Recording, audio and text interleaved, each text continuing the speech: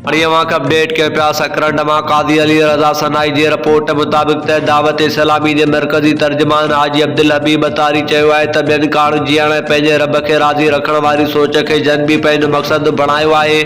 उन्हनि मंज़िलियूं माणियूं आहिनि। हू सकरंडमी खेड़ा फ्लोर मिल ते मुमताज़ अली खीड़ो नाज़ बागू काज़ी अहमद में मियां इमरान अली उन्नड़ जंहिंजी मेज़बानी में कोठायल फ़िक्री वेकन में अलॻि अलॻि ॻाल्हाए रहियो हो। हिन चयो त हिन वक़्त मुल्क में जेको मुआशी बहरान आयो आहे उन जो हल असांजे दीन इस्लाम में मौजूद है, बल्कि मुस्तक़बिल बुनियादन ते मौजूद है। जेकॾहिं उन ते अमल कजे त कॾहिं भी मुआशी बहरान न ईंदो। उहो हलो शरअ ज़कात ॾियण में आहे। इहे ॿई अमल बहितरीन हल आहिनि। हिन चयो त शरअ ज़रई फसल ते ज़कात ऐं सोन ऐं पैसे ते आहे। उन्हनि खे जेकॾहिं सही तरीक़े सां कढिजे त को भी ग़रीब न रहंदो। इन मिसाल ॾींदे चयो त उमर बिन अब्दुल अज़ीज़ दौर में माण्हू ज़कात खणी वाका ॾींदा हुआ, पर को भी वठण वारो न हूंदो हो। उहो हींअर भी मुमकिन आहे। जेकॾहिं सभु मुसलमान शरअ ज़कात ॾियणु शुरू कनि त हिन वधीक चयो त ज़िंदगी जो मिसाल तुर्की में ईंदड़ ज़िलज़िलनि में हासिल करणु घुरिजे, जिथे सिर्फ़ 40 सेकंडनि जे ज़िलज़िले सॼो निज़ाम खे दरम बरम करे छॾियो।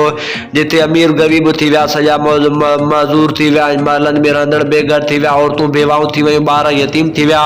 हिन उहो भी चयो त उन मां सबक़ हासिल करणु घुरिजे। उन मौक़े ते मेज़बाननि मुमताज़ अली खीड़ो, मोहम्मद अली खीड़ो, निसार अहमद खीड़ो, मदनी मरकज़ फैज़ान मदीना मस्जिद लाइ 5 लाख रुपया चंदो ॾियण जो ऐलान कयो हो। काज़ी अहमद में दावत इस्लामी पारां बरसात सटेलनि जा घर ॿीहर तमीर करण बाबति पिण मियां इमरान अली उन्नड़ ऐं हाफ़िज़ गुल मोहम्मद राव खां तफ़सील वरिता। ॿिन्ही फ़िक्री वेहन में इलाइक़े जे मौजूद शख़्सियतनि शिरकत कई।